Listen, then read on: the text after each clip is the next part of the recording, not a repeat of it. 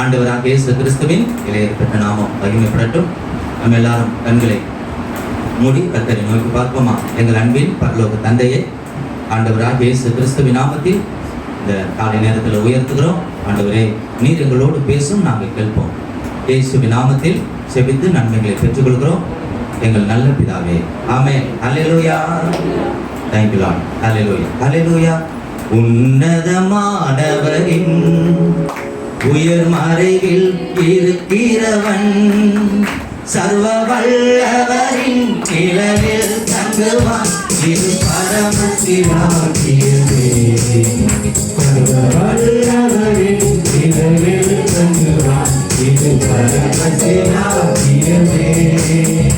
அவர் சேவையின் கீழ் அடைக்கலம் புகவே இரவுகளால் மூடுவார்.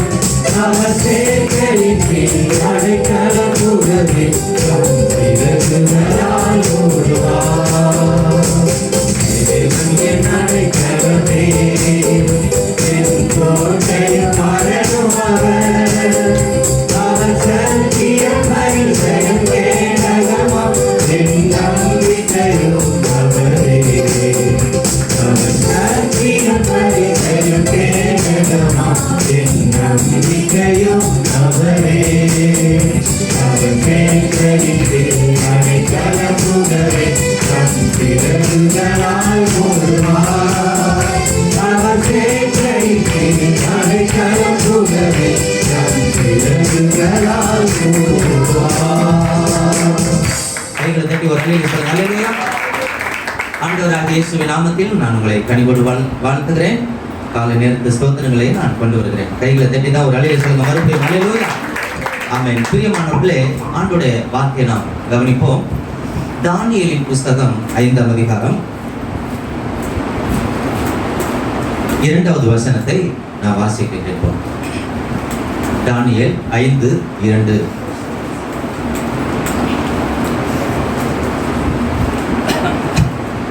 பெல்சாத்சார் ஆமென் திராட்சரசத்தை ருசித்துக் கொண்டிருக்கையில் அவன் தன் தகப்பனாகிய நேபுகாத்நேச்சார் எருசலேம் தேவாலயத்திலிருந்து கொண்டு வந்த பொன் வெள்ளி பாத்திரங்களில் ராஜாவாகிய தானும் தன் பிரபுக்களும் தன் மனைவிகளும் தன் வைப்பாட்டிகளும் குடிக்கிறதற்காக அவைகளை கொண்டு வரும்படி கட்டளையிட்டான். போதும், ஒரு அல்லேலூயா சொல்லுங்க. அல்லேலூயா. கவனிங்க பிரியமான தேவ பிள்ளைகளே, நேபுகாத்நேச்சாரின் புதல்வன் மகன் யார் தெரியுங்க? இப்பதான் படிச்சாங்க பாருங்க, பெல்சாத்சார். அவர் பேர் என்னதுங்க? பெல்சாத்சார்.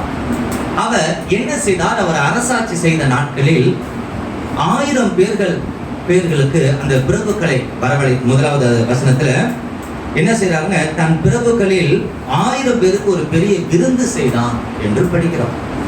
என்ன செய்தார்? 1000 பிரபுக்களை வரவழைத்து அவர்களுக்கு விருந்து செய்து என்ன செய்தான்? அகமகிழ்ந்து களி கூர்ந்தான் என்று நம்ம படிச்சோம்.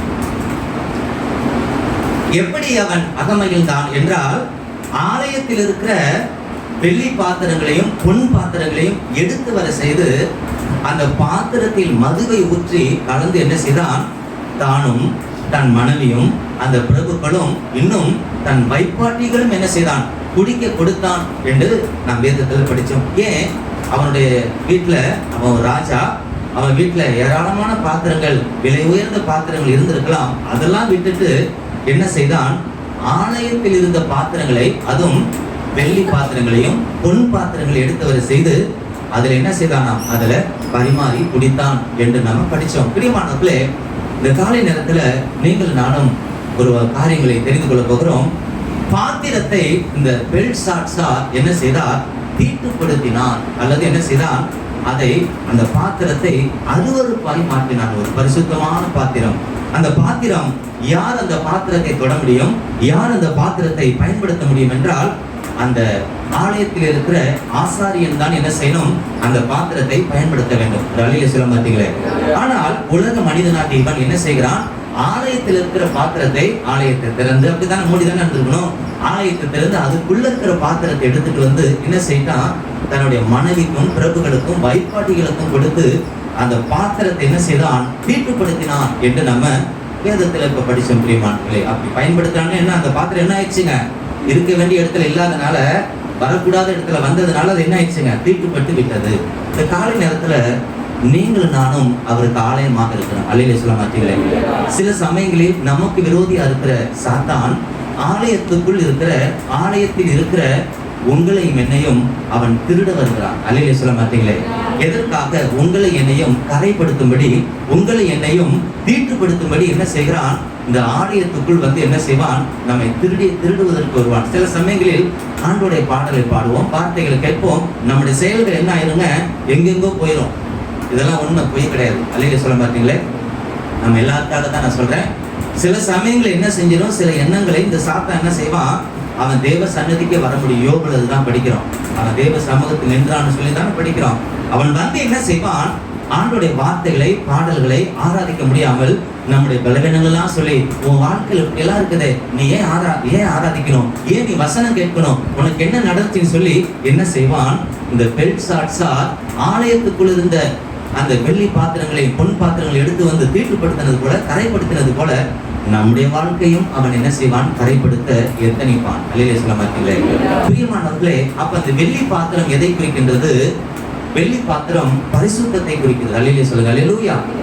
பொன் பாத்திரம் எதை குறிக்கிறதுங்க? வெள்ளி பாத்திரம் பரிசுத்தம், பொன் பாத்திரம் விலையேற பெற்ற விசுவாசத்தை குறிக்கிறது. ஒரு அல்லேலூயா சொல்லுங்க. அல்லேலூயா. அப்ப நமக்குள் இருக்கிற பரிசுத்தத்தையும் நமக்குள் இருக்கிற விசுவாசத்தையும் திருடுவதற்காக, கரைப்படுத்துவதற்காக, தீட்டுப்படுத்துவதற்காக இந்த எதிராளியாகிய பிசாசு என்ன செய்வான், நமக்கு விரோதமாக வருவான். நம்முடைய வாழ்க்கையை, நம்முடைய பாத்திரத்தை, பாத்திரம் என்றால் கேரக்டர்ஸ், பாத்திரம் என்பது என்னதுங்க, கேரக்டர்ஸ், அதாவது நம்முடைய குணநலங்கள், நம்முடைய வாழ்க்கை முறைகளை என்ன செய்வான், சீர்குலைக்க வேண்டும் என்று சத்துரு நமக்காக வருவான். நாம் என்ன செய்யக்கூடாது, இருக்குன்னா இடம் கொடுக்க கூடாது. ஏனென்றால் இவன் என்ன செய்தான், ஆலயத்துக்குள்ளே சென்று என்ன செய்தான், பொன் பாத்திரங்களை வெள்ளி பாத்திரங்களை எடுத்து வந்து என்ன செய்தான், கரைப்படுத்தினான். அதே போல 4வது வசனத்துக்கு வாங்க. அவர்கள் திராட்சரசம் குடித்து பொன்னும் வெள்ளியும் வெண்கலமும் இரும்பும் மரமும் கல்லும் ஆகிய தேவர்களை புகழ்ந்தார்கள். இங்க கவனிங்க. இப்போ வெள்ளி பாத்திரங்களை பொன் பாத்திரங்களை எடுத்துட்டு வந்தது மட்டும் இல்ல, அவர்கள் உண்டு பண்ணின தேவர்களை என்ன செய்றாங்க, அவர்கள் புகழ்ந்தார்கள் என்று நம்ம வேதாகமத்தில் படிச்ச பிரியமானவர்களே. அடுத்த 3வது வசனத்தை படிக்க. அப்பொழுது எருசலேமில் உள்ள தேவனுடைய வீடாகிய ஆலயத்திலிருந்து எடுக்கப்பட்ட பொற்பாத்திரங்களை கொண்டு வந்தார்கள். அவைகளில் ராஜாவும் அவனுடைய பிரபுக்களும் அவனுடைய மனைவிகளும் அவனுடைய வைப்பாட்டிகளும் என்ன செய்தார்களாம். அப்ப குடித்த உடனே ஆண்டவர் என்ன செய்தார், ஒரு விரலினால் அந்த என்ன செய்தார், ஒரு வார்த்தை எழுதினார். என்ன வார்த்தை என்றால், பின்னாடி நம்ம படிச்சு பார்ப்போம். மெனே மெனே தெக்கேல் உப்பாசிங் என்று என்ன செய்தாங்க, இந்த வார்த்தைகளை எழுதின உடனே அந்த வசனத்தில் நீங்க படிச்சு பார்த்தீங்கன்னா, அவனுடைய நினைவுகள் அவனை கலங்க பண்ணினதா. ஒரு அல்லேலூயா சொல்ல மாட்டீங்களே. ஐயோ, நாம் தவறு செய்து விட்டோமே, இந்த ஆண்டவருடைய ஆலயத்தில் இருக்கிற பொன் பாத்திரங்களை வெள்ளி பாத்திரங்களை எடுத்துட்டு வந்தபடினால், கரைப்படுத்தினபடினால், அவனுக்கு இருக்க வேண்டிய இடத்துல இல்லாம அவன் வரக்கூடாத இடத்துக்கு வர வச்சதுனால என்னாச்சு, அவனுடைய வாழ்க்கையில கலக்கம் ஏற்பட்டது. பிரியமானவர்களே, அவன் கலங்கினான், தத்தளித்தான், கண்ணீர் வடித்தான், பல நிலைகளில் அவன் என்ன செய்யப்பட்டான், வேறுபட தொடங்கினான் என்று நம் வேதத்துல படிக்க முடியும். அப்பொழுது ராஜாவாகிய பெல்சாத்சார் 9 மிகவும் கலங்கினான் என்று படிக்கிறோம். அவனுடைய முகம் என்ன செய்யப்பட்டதாம், வேறுபட்டது. அவனுடைய பிரபுக்கள் என்ன செய்தார்கள், ஐயோ, அது குடித்த உடனே என்னாச்சு, நம்மளுக்கு திகைப்பு ஏற்பட்டது. ஒரு அல்லேலூயா சொல்ல மாட்டீங்களா. அல்லேலூயா. இந்த காலை நேரத்துல பிரியமானவர்களே, இந்த பெல்சாத்சார் என்ன செய்தார், ஆண்டவருடைய ஆலயத்தில் இருக்கிற பாத்திரங்களை என்ன செய்தான், தீட்டுப்படுத்தினான். அப்ப பாத்திரம் என்பது எதை குறிக்குன்னு சொன்னேன், நம்மை குறிக்க. அதற்கு ஆதாரமாக சங்கீதம் 16வது சங்கீதம் 5வது வசனத்தை நான் வாசித்து பார்க்கும்போது, 16வது சங்கீதம் 5வது வசனம், கர்த்தர் என் சுதந்திரமும், பாத்தீங்களா, கர்த்தர் என் சுதந்திரமும் என் பாத்திரத்தின் என்ன இருக்கிறாரா, பங்குமா இருக்கிறார் என்று நாம் வேதாகமத்தில் படிக்கிற பிரியமானவர்களே. அப்ப நம்முடைய பாத்திரத்தின் பங்காக நம் ஆண்டவராக இயேசு கிறிஸ்து இருக்கிறார். ஆகவே இந்த காலை நேரத்துல நாம் ஒரு பாத்திரமாக ஆண்டவருக்கு இருக்கிறோம். பாத்திரம் என்றால் நான் மறுபடியும் சொல்கிறேன், அது என்னதுங்க, கேரக்டர்ஸ், நம்முடைய வாழ்க்கை முறைகளை தான் இந்த பாத்திரம் என்று சொல்லப்படுகிறது. ஆகவே நாம் என்ன செய்ய வேண்டும், எச்சரிக்கையாக விழிப்பாக நாம் இருக்க வேண்டியது அவசியம். என்றால் அப்போஸ்தலர் நடவடிக்கைகள் 9ஆம் அதிகாரம் 15வது வசனத்துல நீங்க படிச்சு பார்த்தீங்கன்னா அப்போஸ்தலனாகிய பவுலை குறித்து ஆண்டவராக இயேசு கிறிஸ்து சொல்கிறார், நான் தெரிந்து கொண்ட பாத்திரம் என்று சொல்லி. ஒரு அல்லேலூயா சொல்லுங்க. அல்லேலூயா. உங்களை என்னையும் பாவத்தில் கிடந்த நம்மை, பாவத்தில் இருந்த நம்மை ஆண்டவராக இயேசு கிறிஸ்து தன்னுடைய சொந்த ரத்தத்தினால் நம்ம என்ன செய்தாருங்க? பரிசுத்தப்படுத்தி நம்மை தெரிந்து கொண்டார். கைகளை தட்டி தான் ஒரு அல்லேலூயா சொல்லுங்க. அல்லேலூயா. அப்போ இந்த பவுலை ஆண்டவர் என்ன செய்தார்? சவுலாக இருந்த பவுலை ஆண்டவர் தெரிந்து கொண்ட பாத்திரமாக இருக்கிறார். ஆதியாகமம் புஸ்தகம் 2ஆம் அதிகாரம் 15வது வசனத்தை படிச்சு பார்த்தீங்கன்னா, ஆதாம் ஏவாளை ஆண்டவர் படைத்து என்ன செய்தாராம்? 2:15 ஆதியாகமம். தேவனாகிய கர்த்தர் மனுஷனை ஏதேன் தோட்டத்தில் அழைத்துக் கொண்டு வந்து அதை பண்படுத்தவும் காக்கவும் வைத்தார். கைகளை தட்டி தான் ஒரு அல்லேலூயா சொல்லுங்க. அல்லேலூயா. அப்ப மனிதனை சிருஷ்டித்து மனிதனை உருவாக்கி என்ன செய்தாராம்? அதை பண்படுத்தினார் என்று படிக்கிறோம். அதை காக்க உருவாக்கினார் என்று படிக்கிறோம். பிரியமானவர்களே, ஆண்டவர் நம்மை படைத்தது, நம்மை தெரிந்து கொண்டது எதற்காக என்று சொன்னால் பண்படுத்துவதற்காக. நம்மை பண்படுத்தி விட்டார், அப்படித்தானே? அவர்களை பண்படுத்தி மனுஷியாக உருவாக்கி விட்டார். அப்போ இவர்கள் என்ன செய்தார்? இந்த தோட்டத்தில் வைத்து அதை பண்படுத்தவும் என்றால், கரடமுடா இருந்த அதை என்ன செய்யணும்? நீ பண்படுத்த வேண்டும், இதை காக்க வேண்டும், இதை நீ அதிகாரம் செலுத்த வேண்டும் என்று சொல்லி அந்த ஆதாம் ஏவாளுக்கு ஆண்டவர் என்ன செய்தாருங்க?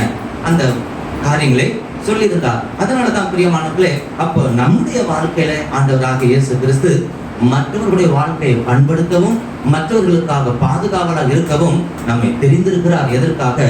ஒரு பாத்திரமாக. கைகளை தட்டி ஒரு அல்லேலூயா சொல்லுங்க. அல்லேலூயா.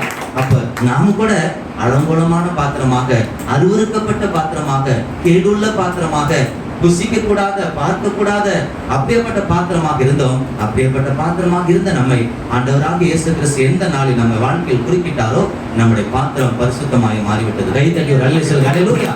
ஆகவே இந்த காலை நேரத்துல நம்மை அப்ப அந்த ஆதாம் ஏவாளை எப்படி பண்படுத்தவும் காக்கவும் ஏற்படுத்தினாரோ, அதே போல இந்த உலகத்தில் அநேக ஜனங்கள் பண்படுத்தப்படாமல் இருக்கிறார்கள். என்னை காப்பது யாரிலேயே, என்னை காக்கிறதுக்கு யாரிலே சொல்லி கலைந்திருக்கிறார்கள். அவர்களுக்கு நீங்கள் நானும் அவர்களை பண்படுத்தவும், செப்பனிடவும், சீர்படுத்தவும், அவர்களை காப்பாற்றுவதற்கும் நீங்கள் நானும் ஒரு பாத்திரமாக என்ன செய்ய வேண்டும்? மாற வேண்டும். ஒரு அல்லேலூயா சொல்லுங்க. அல்லேலூயா. ஆகவே பிரியமானவர்களே, இந்த பெல்ஷாத்சார் என்ன செய்தாராம்? ஆலயத்தில் இருந்த பாத்திரத்தை, என்னென்ன பாத்திரம்? வெள்ளி பாத்திரத்தையும் பொன் பாத்திரத்தை என்ன செய்தானா? அதுல மது கலந்து குடித்து அந்த பாத்திரத்தை அவன் தீட்டாக்கினான், அதை அருவருப்பாக்கினான். அதை என்ன செய்தாங்க? பாவத்துக்குள்ள பாத்திரமா ஒரு பரிசுத்தமான பாத்திரம் இருக்க வேண்டிய ஆலயத்தில் இருக்கிற பாத்திரத்தை எடுத்து வந்து என்ன செய்யலாம்? அதை அலங்கோலமாக மாற்றி விட்டதை நம்ம படிச்சோம். பிரியமானவர்களே, வேதாகமத்துல தன்னுடைய கேரக்டர்ஸ், பாத்திரம் என்றால் என்ன சொன்னேன்? தேவன் தான் நம்முடைய தேவன் என்ன செய்யற? நமக்கு பங்கா இருக்கிறார். ஆனா ஆண்டவருக்கு என்ன செய்யற? நம்ம பாத்திரமாக காணப்படுகிறோம். ஆகவே ஆலயத்தில் இருக்கிற நாம் எப்படிப்பட்ட பாத்திரமாக இருக்க வேண்டும்? வேதாகமத்தில் சில பாத்திரங்கள் எப்படி அந்த பாத்திரத்துக்கு இணையாக இல்லாமல் எப்படி மாறினார்கள் என்பதை தான் சில காரியங்களை நாம் பார்க்க போகிறோம். சரி, பாத்திரம், சில பாத்திரங்கள், சில கேரக்டர்ஸ் இருக்கிற வேதாகமத்துல என்ன செய்தார்கள்? தீட்டுப்படுத்தினார்கள், தீட்டுப்பட்டவர்களால் மாறினார்கள், பாவத்துக்குள்ளானார்கள். யார் என்றால், ஒரு வசனத்தை நீங்க என்ன படிச்சு பாருங்க. 1 ராஜாக்கள் 6ஆம் அதிகாரம் 1வது வசனம். 1 ராஜாக்கள் 6ஆம் அதிகாரம் 1வது வசனம் படிச்சு பார்ப்போமா? 1 ராஜாக்கள் 6ஆம் அதிகாரம் 1வது வசனம். இஸ்ரவேல் புத்திரர் எகிப்து தேசத்திலிருந்து புறப்பட்ட 480ஆம் வருஷத்திலும் சாலமோன் இஸ்ரவேலின் மேல் ராஜாவான 4ஆம் வருஷம் சீப் மாதமாகிய 2ஆம் மாதத்திலும் அவன் கர்த்தரின் ஆலயத்தை கட்டத் தொடங்கினான். அவன் கர்த்தரின் ஆலயத்தை என்ன செய்தானாம்? கட்டத் தொடங்கினான். ஒரு அல்லேலூயா சொல்ல மாட்டீங்களே? நல்ல கவனிங்க. இந்த சாலமோனை குறித்து படிக்கிறோமா? யாருங்க அவர்? சாலமோன். இவர் யாருன்னு நமக்கு தெரியும், ஒரு வாழ்க்கை வரலாறு நமக்கு தெரியும். அதெல்லாம் நம்ம போனோம்னா நமக்கு நேரம் இருக்காது. சரி, கவனிங்க. இந்த சாலமோன் தாவீதுடைய மகன். என்ன, தாவீது ஆலயத்தை கட்டுறதுக்கு முயற்சி பண்ணும்போது ஆண்டவர் சொன்னார், நீ என்ன செய்யக்கூடாது? இந்த ஆலயத்தை கட்ட வேணா, உங்களுடைய பிறப்பாகிய சாலமோன் என்ன செய்வான்? அந்த ஆலயத்தை அவன் கட்டுவான் என்று ஆண்டவர் சொன்னார். அதே போல இந்த சாலமோன் என்ன செய்தானாம்? கர்த்தரின் ஆலயத்தை கட்ட தொடங்கினான் என்று நம்ம படிக்கிறோம். அல்லேலூயா சொல்லுங்க. அல்லேலூயா. இப்ப இந்த சாலமோன் எப்படிப்பட்ட பாத்திரம், எப்படிப்பட்ட குணநலம் உடையவன் என்றால், ஆலயத்தை கட்டுகிற பாத்திரம். என்னதுங்களா? ஆலயத்தை கட்டுகிற பாத்திரம். நல்ல கவனிங்க. அப்போ நாம் கூட தேவனுக்கு ஆலயமாக இருக்கிறோம். ஆலயத்துக்குள்ள ஆண்டவர் இருக்கிறார். நாம் என்ன செய்யணும்? இந்த ஆலயத்தை இடிச்சு போடக்கூடாது. என்ன செய்ய, இந்த ஆலயத்தை நாம் கட்டுகிறவர்களாய் மாற வேண்டும். அல்லேலூயா சொல்லுங்க. அல்லேலூயா. பிரியமானவர்களே, இந்த ஆலயத்தை கட்டுகிற பாத்திரமாய் இருந்த இந்த சாலமோன் என்ன செய்தாருங்க, 7 ஆண்டுகள் என்ன செய்தாங்க, இந்த ஆலயத்தை எருசலேமில் தேவாலயத்தை என்ன செய்தான், அவன் கட்டினான் என்று வேதாகமம் சொல்கிறது. அல்லேலூயா சொல்லுங்க. அல்லேலூயா. அப்ப அந்த சாலமோன் என்ன செய்தாங்க, அவ்வளவு பெரிய ஆலயத்தை என்ன செய்தாருங்க, 7 ஆண்டுகள் கட்டி முடித்தான். 1000 தகன பலிகளை செலுத்தினான். 1000 தகன பலிகளை செலுத்தினது மட்டும் இல்ல, அவர் ஜெபம் செய்து முடித்த பின்பு வானத்திலிருந்து என்ன வந்துச்சான், அக்கினி வந்து பட்சித்து போட்டது என்று சொல்லி 2 நாளாகமம் 7ஆம் அதிகாரம் 1வது வசனம் சொல்லுகிறது. அல்லேலூயா சொல்லுங்க. அல்லேலூயா. அப்போ அவர் ஜெபத்துக்கு அவ்வளவு வலிமை இருந்ததாம். புரிஞ்சுக்கிட்டீங்களா? அவர் ஜெபத்துக்கு என்ன இருந்துச்சுங்க, அவ்வளவு வலிமை உடையவராய் காணப்பட்ட. நம்மளாம் பாருங்க, விழுந்து ஜெபிக்கிறோம், ஆனாலும் என்ன செய்யல, ஒரு காரியத்தை நம்மளால சாதிக்க முடியல. ஆனால் இந்த சாலமோன் என்ன செய்தாங்க, ஜெபித்து முடித்த உடனே வானத்திலிருந்து அக்கினி புறப்பட்டு என்ன செய்துங்க, எல்லாவற்றையும் பட்சித்து போட்டதை நாம் 2 நாளாகமம் 7:1 நாம் படிக்க முடிக்கிறோம். அப்போ அவனை போல அறிவில் சிறந்தவர்கள் முன்னும் பின்னும் ஞானத்தில் சிறந்தவர்கள் யாருமே இல்ல. அவ்வளவு ஞானத்தை உடையவராக காணப்பட்டார். பிரியமானவர்கள், நான் இதெல்லாம் சொல்லிக்கிட்டு இருக்கேன். அவ்வளவு மேன்மையாயிருந்த அந்த ஆலயத்தை கட்டிய பாத்திரம் என்னவாக மாறினான் என்றால், 1 ராஜாக்கள் 11ஆம் அதிகாரம் 6வது வசனத்தை படிச்சு பாத்தீங்கன்னா, 1 ராஜாக்கள் சாலமோன் தன் தகப்பனாகிய தாவீதை போல ஆமென் கர்த்தரை பூரணமாய் பின்பற்றாமல் கர்த்தரின் பார்வைக்கு பொல்லாப்பானதை செய்தான். போதுங்க. ஆனால் இந்த சாலமோன் எப்படிப்பட்டவருங்க, ஆலயத்தை கட்டுகிற பாத்திரம். அப்படித்தானே படிச்சோம். ஆண்டவரே சொன்னார், நீ இல்லப்பா உன்னுடைய கற்ப பிறப்பாகிய சாலமோன் என்ன செய்வான், அந்த ஆலயத்தை கட்டுவான்னு சொன்னார். அதே போல அவன் கட்ட தொடங்கினான், அதே போல கட்டி முடித்தான் என்று வேதத்துல நம்ம ஆதாரத்தை நான் உங்களுக்கு தர முடியும். அல்லேலூயா சொல்ல மாட்டீங்களா? அல்லேலூயா. ஆனால் ஆலயத்தை கட்டக்கூடிய அந்த பாத்திரமாக இருக்கிற அந்த சாலமோன், அந்த கேரக்டர் உடையவர், அந்த குணநலத்தை உடையவர் என்ன செய்தாராம், தகப்பனை போல கர்த்தரை பின்பற்றாமல், தகப்பனை போல ஆண்டவருக்கு மகிமை செலுத்தாமல் கர்த்தரின் பார்வைக்கு என்ன செய்தானாம், பொல்லாப்பானதை செய்தான் என்று இப்ப என்ன செய்தோம், 11:6 படிச்ச. பிரியமானவர்களே, இந்த காலை நேரத்துல உங்களை என்னையும் ஆண்டவர் இந்த ஆலயத்தை கட்டுவதற்காக நம்மை உருவாக்கி இருக்கிறார். ஆலயத்தை கட்டுவதற்காக நம்மை தெரிந்திருக்கலாம். பிரியமானவர்களே, நீங்கள் நானும் எப்படிப்பட்ட ஆலயம் உடையவர்களாக இருக்கிறோம்? ஒருவேளை நம்முடைய இருதயமாக ஆலயத்தை நாம் கட்டி கொண்டிருக்கிறோமா, அல்லது உடைத்து கொண்டிருக்கிறோமா, அல்லது ஆண்டவர் வாசம் செய்கிற ஆலயமாக இருதயமாக இருக்கிறதா, அல்லது ஆண்டவர் இல்லாத ஒரு ஆலயமாக இருக்கிறதா என்பதை நீங்கள் நான் இந்த காலை நேரத்துல சிந்தித்து பார்க்க வேண்டும். அப்போ பாத்திரத்தை தீட்டுப்படுத்தினவர்கள் யார்? முதலாவது சாலமோன். என்ன பாத்திரம்? ஆலயத்தை கட்டுகிற பாத்திரம். என்ன செய்தாருங்க, ஆலயத்தை கட்டினவன், அரிய பெரிய காரியங்களை செய்தவன், பெரிய பிரமாண்டமான ஆலயத்தை கட்டினவன், அக்கினி இறக்கிய அவன் என்ன செய்தானுங்க, பொல்லாப்பானதை செய்து கர்த்தரை விட்டு பின் வாங்கினான். இன்னொன்று 7வது வசனத்துக்கு வாங்க. 7வது வசனம், விக்கிரங்களுக்கு மேடைகளை கட்டினான். விக்கிரங்களுக்கு என்ன செய்தாங்க, விக்கிரங்களையும் என்ன செய்தாங்க, ஆராதனை செய்து அதுக்கு மேடைகளை கட்டி என்ன செய்தான், அவன் அதை வாழ்த்துகிறவனாய், அதை வணங்குகிறவனாய் மாறுகிறத நம்ம படிக்கிறோம். அந்த வசனத்தை படிச்சு பாருங்க. 11:7. அப்பொழுது சாலமோன் எருசலேமுக்கு எதிரான மலையிலே மோவாபியரின் அருவருப்பாகிய காமோசுக்கும் அம்மோன் புத்திரரின் அருவருப்பாகிய மோலோகுக்கும் மேடையை கட்டினான். பாத்தீங்களா, என்ன கட்டினான்? ஆலயத்தை கட்டக்கூடிய அவன் இப்ப எதை கட்ட ஆரம்பிச்சிட்டாங்க, ஆலயத்தை கட்டல, ஆலயத்துக்கு மகிமை செலுத்தல, ஆலயத்துக்கு கொடுக்க வேண்டிய கணத்தை கொடுக்கல.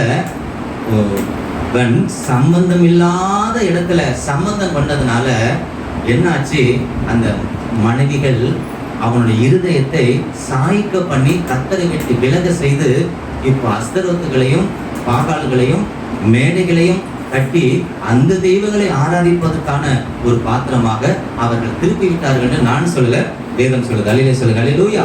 நல்ல கவனிங்க பிரியமானவர்களே.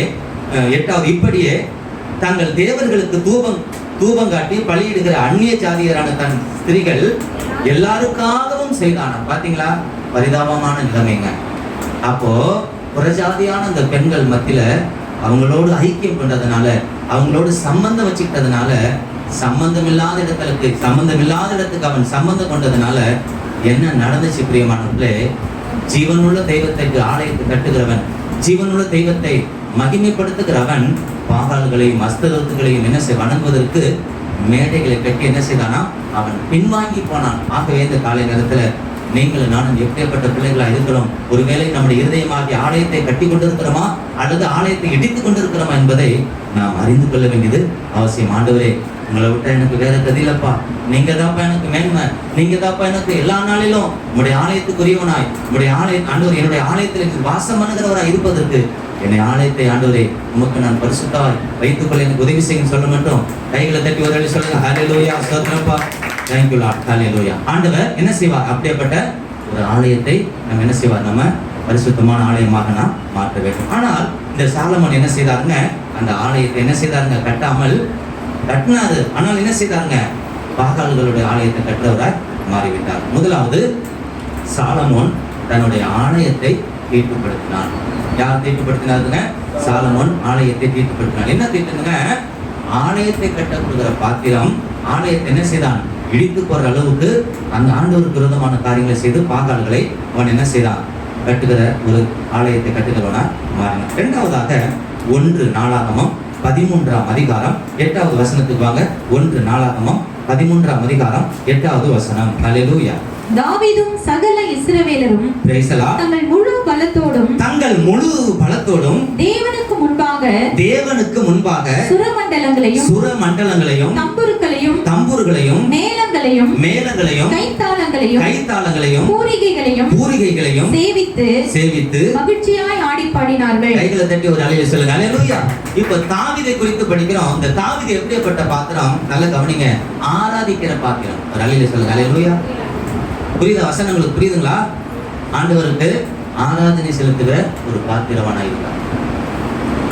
இவர் எப்படி இந்த பாத்திரத்தை, இந்த கேரக்டர்ஸை தீட்டுப்படுத்தினார் என்று படிக்கும்போது பிரியமானவர்களே, என்ன செய்தாங்க? சகல இஸ்ரவேலுக்கும் என்ன செய்தாங்க? முழு பலத்தோடும் தேவனுக்கு முன்பாக என்ன செய்தாராம்? சுரமண்டலங்களையும் தம்பூர்களையும் மேளங்களையும் கைத்தாளங்களையும் மகிழ்ச்சியா என்ன செய்தார்? ஆடி பாடி மகிழ்ந்தான் என்று படிக்க. அப்படி என்றால் இவன் ஆராதிக்கிறவனாய் காணப்பட்டான். அதனாலதான் கர்த்தருடைய ஆலயத்துக்கு போவோம் வாருங்கள் என்று அவர்கள் எனக்கு சொன்ன போது நான் எப்படி இருந்தேன்? மகிழ்ச்சியா இருந்தேன் என்று சொல்கிறார். அப்படி ஏன் மகிழ்ச்சியா இருந்தால் ஆலயத்துக்கு போன என்ன செய்யலாம்? ஆண்டவரை ஆராதிக்கலாம் என்று யாருக்கு தெரிந்திருந்தது? இந்த தாவீதுக்கு தெரிந்திருந்தது. ஆனாலும் இந்த ஆராதிக்கிற பாத்திரமா இருந்த இந்த தாவீது என்ன செய்தாருங்க? ஆண்டவருக்கு பிரியமில்லாத ஒரு காரியத்தை என்ன செய்ததை நாம் வேதாகமத்தில் படிக்க முடியும் பிரியமானவர்களே. அவனை குறித்து நம்ம வேதத்தில் படிச்சு பார்த்தோம்னா இவன் யூதா கோத்திரத்தை சேர்ந்தவன் என்று நம்ம வேதத்தில் படிக்கிறோம். அது மட்டும் இல்ல, இளம் பிராயத்திலே என்ன செய்தாங்க? கர்த்தரை உயர்த்துகிறவன், கர்த்தரை பாடுகிறவன், அந்த சுடமண்டல வாசித்து என்ன செய்தான்? கர்த்தரை மகிமைப்படுத்துகிறவனாய் இவன் காணப்பட்டான். அப்போ பராக்கிரமசாலி, யுத்த வீரன், காரிய சமர்த்தன், சௌந்தரியம் உள்ளவன் என்று அநேகரால் பாராட்டப்பட்டவன். அப்படியேப்பட்டவன் என்ன செய்தாங்க? இன்னொரு நாள் பார்த்தீங்கன்னா சவுலுக்கு பிடித்திருந்த அந்த பிசாசை, அந்த பொல்லாத ஆவியை துரத்துவதற்கு யாரை அழைத்து வருகிறாங்க? இந்த தாவீதை அழைத்து வந்து என்ன செய்றாங்க? தம்புரை வாசிக்க வைக்கிறார்கள். ஆனாலும் இந்த தாவீது என்ன செய்தாருங்க? ஆராதிக்கிற ஒரு தேவ பிள்ளையாக, ஆராதிக்கிற பாத்திரமாக ஆண்டவர் தெரிந்து கொண்டார். ஆனாலும் அவன் என்ன செய்தான்? தேவனுக்கு விரோதமான காரியங்களை செய்து பட்சேபால் என்ற ஒரு இடத்துல என்ன செய்தாங்க? அவன் பாவம் செய்து என்ன செய்தான்? தீட்டுப்பட்டவனாய் அவன் காணப்பட்டதை நம்ம படிக்கிறோம். 51வது சங்கீதம் 3வது வசனம். 51வது சங்கீதம் 3வது வசனம். ஹல்லேலூயா. சங்கீதம் 51:3. என் மீறுதல்களை நான் அறிந்திருக்கிறேன். என் பாவம் எப்பொழுதும் எனக்கு முன்பாக நிற்கிறது. தேவரீர் ஒருவருக்கே விரோதமாக நான் பாவம் செய்து உமது கண்களுக்கு முன்பாக பொல்லாங்கானதை நடப்பித்தேன். போதுங்க. இங்க பாருங்க, இப்படி ஆராதனை செய்தவன் ஆண்டவர் சமூகத்துல ஆடி பாடி மகிழ்ந்த இந்த தாவீது என்ன செய்தாங்க? பாவத்துல விழுந்துட்டான். என்ன அதுனா, பட்சேபால் இடத்துல என்ன செய்தாங்க? பாவம் செய்து தன்னுடைய பாத்திரத்தை என்ன செய்தாங்க? தீட்டுப்படுத்தி கொண்டான். எப்படிப்பட்ட பாத்திரம் என்று நம்ம படிச்சோம். இந்த தாவீது தேவனை ஆராதிக்கிற பாத்திரம். இந்த காலை நேரத்துல நீங்களும் நானும் ஆண்டவரை ஆராதிக்கிறவர்கள் பிரியமானவர்களே. நம்முடைய ஜீவியம், நம்முடைய கேரக்டர்ஸ், நம்முடைய வாழ்க்கை முறைகள் எப்படியாப்பட்டதா இருக்கிறது? ஒருவேளை ஆண்டவரை ஆராதிக்கிற பிள்ளைகளாக ஆராதிக்கிற வந்திருக்கிற நீங்கள் நானும் நமக்குள்ளே எப்படியாப்பட்ட பாவங்கள் இருக்கிறதா? இருந்தால் ஆண்டவருடைய சமூகத்துல ஆண்டவரே என்னுடைய மீறுதல்களை, என்னுடைய குறைகளை தயவாக மன்னிக்க வேண்டும் என்று சொல்லி ஆண்டவர்கிட்ட நான் மன்னிப்பு கேட்கும்போது இந்த தாவீதை மன்னித்தது போல நம்மை அவர் மன்னிக்க கூடியவராய் இருக்கிறார். அல்லேலூயா சொல்லுங்க. அல்லேலூயா. 4வது வசனத்தை படிச்சு பாருங்க. 51:4. தேவரீர் ஒருவருக்கு விரோதமாக நான் பாவம் செய்து ஆமென். உமது கண்களுக்கு முன்பாக பொல்லாங்கானதை நடப்பித்தேன். பாத்தீங்களா, உமது கண்களுக்கு முன்பாக பொல்லாப்பானதை நடப்பித்தேன். அப்ப யாருக்கு முன்பாக பொல்லாப்பை, அந்த அருவருப்பான காரியங்களை, தீட்டுள்ள காரியங்களை செய்தான் என்றால் தேவனுக்கு முன்பாக. பிரியமானவர்களே, இந்த காலை நேரத்தில் நம்முடைய வாழ்க்கை முறைகளை நாம் ஆராய்ந்து பார்க்க வேண்டும். இந்த தாவீது என்ன செய்தார்? ஒரு ஆராதிக்கிற ஒரு பாத்திரமாக ஆண்டவர் தெரிந்து கொண்டார். ஆனால் என்ன செய்தாராம்? அவர் நாளுக்கு நாள் பின்னாடி என்ன செய்தாருங்க? தன்னுடைய ஆராதிக்கிறவன் என்கிறதை அறியாமல் புரியாமல் என்ன செய்தான்? அவரிடத்தில் என்ன செய்தான்? பாவம் செய்து தன் மகிமை என்ன செய்தான்? இழந்தவனாக இருக்கிறான். அப்போது தீர்க்கதரிசி உணர்த்தின உடனே மறுபடியும் வந்து என்ன செய்தான்? தேவனிடத்திலே அவன் ஒப்புரவாகி தேவ சமூகத்தில் அவன் என்ன செய்தாங்க? ஆண்டவரை அவன் ஒப்புரவாகி தேவ சமூகத்தில் அவன் அவருடைய பிள்ளையாக மாறினதை நம்ம படிக்கிறோம். இந்த காலை நேரத்துல ஆண்டவரே, ஒருவேளை நான் ஆராதிக்கிறவன் அப்பா, நானும் போற்றுகிற இந்த வாயில, இந்த இருதயத்தில் துதிக்கிறான், ஒருவேளை எனக்குள்ள இருக்கதான் அந்த மாதிரி காரியங்கள் ஒருவேளை அணுகிருக்குமானால் தயவாக என்னை மன்னித்து ஆண்டவரே, ஒரு ஆராதிக்கிற மகனாய் என்னை மாற்றுங்கள். சொல்ற மாட்டோம். கைகளை தட்டி ஒரு அழியில சொல்லுங்க, அல்லேலூயா. உற்சாகம் ஒரு அழியில சொல்லுங்க, அல்லேலூயா. ஆகவே இந்த காலை நேரத்தில் பிரியமானவர்களே, நம்ம ஆண்டவர் எப்படியாப்பட்டவரை நம்ம உருவாக்கி இருக்கிறார்? அவரை ஆராதிப்பதற்காக தெரிந்திருக்கிறார். ஆக இந்த பெல்சாத்சார் என்ன செய்தாருங்க? ஆலயத்தில் இருக்கிற பாத்திரத்தை எடுத்து வந்து என்ன செய்தார்? கரைப்படுத்தினான், தீட்டுப்படுத்தினான் என்று படிச்சோம். அப்போ வேதாகமத்துல ஆண்டவர் எதற்காக படைத்தாரோ, எதற்காக உருவாக்கினாரோ அந்த பாத்திரத்தை விட்டு தீட்டானவர்கள் யார்? முதலாவது சாலமோன். சாலமோன் எப்படியாப்பட்ட பாத்திரம்? ஆலயத்தை கட்டுகிற பாத்திரம். ஆனால் என்னத்தை கட்டுனா? பின்னாடி பாகால்களுடைய கோயில்களை கட்டி அந்த மனைவிகள், அதாவது பிரஜாதி பெண்களோட பேச்சை கேட்டு வழுகி போனான், பின்மாறி போனான் என்று படித்தோம். இரண்டாவது, தாவீது எப்படிப்பட்டவர்? ஆண்டவரை ஆராதிக்கக்கூடியவர். ஆராதிக்கிறவர் என்ன செய்தாருங்க? பட்சப்பாலிடத்திலே பாவம் செய்து என்ன செய்தாருங்க? தன்னோட வாழ்க்கையை அவன் தரைப்படுத்தி கொண்டான் என்பதை நாம் படிக்கிறோம். மூன்றாவதாக ஒரு வசனத்தை நீங்க படிச்சு பாருங்க. Praise the Lord. சிம்சோனை குறித்து நம்ம என்ன செய்யணும்? வேதாகமத்துல படிக்கிறோம். நியாயாதிபதிகள் புஸ்தகம் 14ஆம் அதிகாரம் 7வது வசனம். நியாயாதிபதிகள் புஸ்தகம் 14:7. அவன் போய் ஆமென். அந்த பெண்ணோட பேசினான். ஆமென். அவள் சிம்சோனின் கண்ணுக்கு பிரியமாயிருந்தாள். அவன் சிம்சோனின் கண்ணுக்கு என்ன எப்படி இருந்தாளாம்? பிரியமாயிருந்தாள். எப்படிங்களா? அவன் கண்ணுக்கு பிரியமாயிருந்தான். இப்ப இந்த சிம்சோனை குறித்து படிக்கிற இவர் யாரு தெரியுங்களா? நியாயாதிபதி. இவர் யாருங்க? இவருடைய பதவி என்னதுங்க? ஆண்டவர் எப்படியாப்பட்ட பாத்திரமா தெரிஞ்சுக்கிட்டாரு? நியாயாதிபதி, நியாயம் விசாரிக்கிறவன், நன்மை தீமை காரியங்களே சொல்லுகிறவன். அடுத்த பக்கம் சாயக்கூடாது, இன்னொரு பக்கமும் சாயக்கூடாது. என்ன செய்யக்கூடாதுங்க? நேர்மையா இருந்து தீர்ப்பு வழங்கக்கூடியவர் தான் யாருங்க? நியாயாதிபதி. ஆனால் இவர் என்ன செய்தானா? ஒரு பெண் பக்கம் சாஞ்சிட்டான். எதனாலங்க? கண்ணுல தீட்டுப்பட்டு விட்டான். மறுபடியும் இந்த வசனத்தை படிங்க. 14:7. அவன் போய் அந்த பெண்ணோடு பேசினான். ஆமென். அவள் சிம்சோனின் கண்ணுக்கு பிரியமாயிருந்தாள். கவனிங்க, என்ன அவருடைய கண்களில் என்ன ஆயிட்டாங்க? அந்த கண்ணின் பார்வையில அவன் தீட்டுப்பட்டவனாய் மாறிவிட்டான். பார்வைக்கு என்ன செய்தான்? பார்வையில பட்டுட்டான். 16:31 படிச்சு பாத்தீங்கன்னா 16:31 ரைசலால் 16:31. பின்பு அவன் சகோதரரும் அவன் தகப்பன் வீட்டார் அனைவரும் போய் அவனை எடுத்துக்கொண்டு வந்து சோராவுக்கும் எஸ்தாவோலுக்கும் நடுவே அவன் தகப்பனாகிய மனோவாவின் கல்லறையில் அடக்கம் பண்ணினார்கள். அவன் இஸ்ரவேலை 20 வருஷம் நியாயம் விசாரித்தான். பாத்தீங்களாங்க? எத்தனை வருஷம்? 20 வருஷம் நியாயம் விசாரித்தவர், பராக்கிரமசாலியாக இருந்தவர், ஆண்டவருக்காக பெரிய காரியங்கள் செய்தவர். அது மட்டும் இல்ல, பிறக்கும் போதே ஒரு பரிசுத்தவானாய், பிறக்கும் போதே ஆண்டவர் தெரிந்து கொண்ட ஒரு பாத்திரமாக உருவாக்கப்பட்ட பிறந்த இந்த சிம்சோன் எப்படிப்பட்ட பாத்திரம்? நியாயம் சொல்லுகிற பாத்திரம். என்ன செய்து விட்டான்? ஒரு பெண் பக்கம் சாய்ந்து விட்டான். அது என்னதுங்களா? கண்ணுல என்ன செய்தாங்க? தீட்டுப்பட்டான். என்ன நடந்துச்சா? இப்படி கண்ணுலே தீட்டானதுனால வேதாகமத்துல மத்திய எழுதின சுவிசேஷம் 6ஆம் அதிகாரம் 22 படிச்சு பாத்தீங்கன்னா, கண்ணானது சரீரத்தில் விளக்கா இருக்குதான். நம்முடைய கண் எப்படியாப்பட்டதா இருக்குதான்? சரீரத்துடைய விளக்கு. உன் கண் தெளிவா இருந்தால் உன் சரீரம் முழுவதும் எப்படி இருக்குமா? வெளிச்சமா இருக்கு. அப்போ வெளிச்சத்தின் பிள்ளையாய் இருக்கக்கூடிய இந்த சிம்சோன் என்ன செய்தான்? இருளாக மாறி அந்த கண்ணில் என்ன செய்தாங்க? தீட்டுப்பட்டபடினால் என்ன ஆயிட்டான்? பாவத்துக்கு உட்பட்டு அவன் அவளோடு இசைந்திருக்கிறவனாய் மாறினான். உடனே என்ன நடந்துச்சு? கண்ணில் தீட்டுப்பட்ட அவனுக்கு 16 ஒரு வசனத்தை படிச்சு பாருங்க. 16:19 வாங்க. 16:19 பிரைசலா. அவள் அவனை தன் மடியிலே நித்திரை செய்ய பண்ணி ஒருவனை அழைத்து அவன் தலைமயிரின் 7 ஜடைகளையும் சிறைப்பித்து. போதுங்க, இங்க யாரு தெரியுங்களா? தெலிலாள் என்கிற வேசியின் மடியில உறங்கினார். யாருங்க அவரு? தெலிலாள் என்கிற வேசியுடைய மடியில இருந்தாங்க. அப்படி இருந்ததுனால 16:21 படிச்சு பாத்தீங்கன்னா, அவனை பிடித்து என்ன செய்தாங்க? முடியெல்லாம் சதைத்து கொண்டு அவனுடைய கண்களை பிடுங்கினார்கள் என்று படிக்கிறோம். அப்படிதானங்க? அந்த வசனத்தை படிச்சு பாருங்க. 16:21. பெலிஸ்தர் அவனை பிடித்து அவன் கண்களை பிடுங்கி அவனை காசாவுக்கு கொண்டு போய் அவனுக்கு 2 வெண்கல விலங்கு போட்டு. போதுங்க, மீத உள்ள பகுதியை நம்ம பார்க்கலாம். நல்ல கவனிங்க. அப்போ எதுல அவன் தீட்டுப்பட்டானோ அதிலே அவன் அகப்பட்டான். என்னாச்சா? அவன் கண்களை என்ன செய்தாங்க?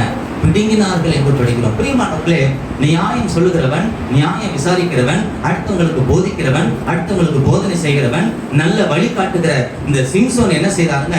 20 வருடம் நியாயம் விசாரித்த அவன் என்ன செய்தானாம்? ஆண்டவருக்கு விரோதமான காரியங்களை செய்தபடினால் அந்த கண்ணில என்ன செய்தாங்க? அவன் தீட்டுப்பட்டபடினால் அவன் கண் பிடுங்கப்பட்டது. இந்த காலை நேரத்துல நம்முடைய கண்களை நாம் எப்படி தீட்டுப்பட்டவர்களா இருக்கிறோமா அல்லது சுத்தமாக தெளிவாக இருக்கிறதா என்பதை நாம் ஆராய்ந்து பார்க்க வேண்டும். பிரியமானவர்களே, அப்போ தீட்டுப்பட்ட 3 பாத்திரங்களை பார்த்தோம். முதலாவது பாத்திரம் சாலமோன். எப்படிப்பட்டவர்? ஆலயத்தை கட்டுகிற பாத்திரம். ஆலயத்தை என்ன செய்தாங்க? கட்டுகிறதை விட்டுட்டு ஆலயத்துல ஆண்டவரை மகிமைப்படுத்தாம பாகால்களை கட்டுகிறவனாய் இருந்தான். தாவீது ஆராதிக்கிற பாத்திரமாக இருந்தவர் என்ன செய்தாருங்க? ஆண்டவரை ஆராதித்தவர் என்ன செய்தாங்க? பாவத்தில் விழுந்து என்ன செய்தாங்க? அவர் கடம்பரட்டு போனதை படிக்கிறோம். சிம்சோன் நியாயம் விசாரிக்கக்கூடியவர் என்ன செய்தாருங்க? நீதி சொல்லக்கூடியவர். மற்றவங்க பார்த்து என்னதுங்க பேசுற அளவுக்கு என்ன செய்தான்? அவனுடைய வாழ்க்கை மாறிவிட்டதை நாம் படிச்ச பிரியமானோம். ஏனென்றால் எதில் அவன் தீட்டுப்பட்டான்? கண்களில் அவன் தீட்டுப்பட்டு அவன் கடைசியில கண்களில் என்ன செய்தாங்க? பிடுங்கப்பட்டவனா இருந்தான். ஆகவே இந்த காலை நேரத்துல என் வாழ்க்கையை மாற்று காண்டவரே, நானும் கண்ணில சுத்தம் உள்ளவனாய், இருதயத்துல சுத்தம் உள்ளவனாய் மாற்றுன்னு சொல்றவங்க கைகளை தட்டி ஒரு ஆளுக்கு சொல்லுங்க, ஹல்லேலூயா. பொருட்கள் மேல கண்ணு போச்சுனா போச்சையாவோ அபிஷேகம், மக்கள் மேல கண்ணு போச்சுனா அம்போதாவோ அபிஷேகம். காத்துக்கொள் காத்துக்கொள், பெற்றுக் கொண்ட அபிஷேகத்தை காத்துக்கொள் காத்துக்கொள் காத்துக்கொள், பெற்றுக் கொண்ட அபிஷேகத்தை காத்துக்கொள். மேல கண்ணு போச்சுனா போச்சையாவோ அபிஷேகம், மக்கள் மேல கண்ணு போச்சுனா அம்போதாவோ அபிஷேகம். தீட்டுப்பட்ட 3 பேரை பார்த்தோம். தீட்டுப்படாதவங்களை நான் வசனம் மட்டும் சொல்லி முடிச்சிடுறேன். ஒரு அலையில சொல்லுங்க, ஹல்லேலூயா. ஆதியாகமம் 39ஆம் அதிகாரம் 9வது வசனம். யோசேப்பு என்கிற தேவ மனுஷனை குறித்து படிக்கிறோம். ஆதியாகமம் 39:9. இந்த வீட்டிலே என்னிலும் பெரியவன் இல்லை. ஆமென். நீ அவருடைய மனைவியா இருக்கிறபடியால் பிரைஸ் தி லார்ட், உன்னை தவிர வேறொன்றையும் அவர் எனக்கு விலக்கி வைக்கவில்லை.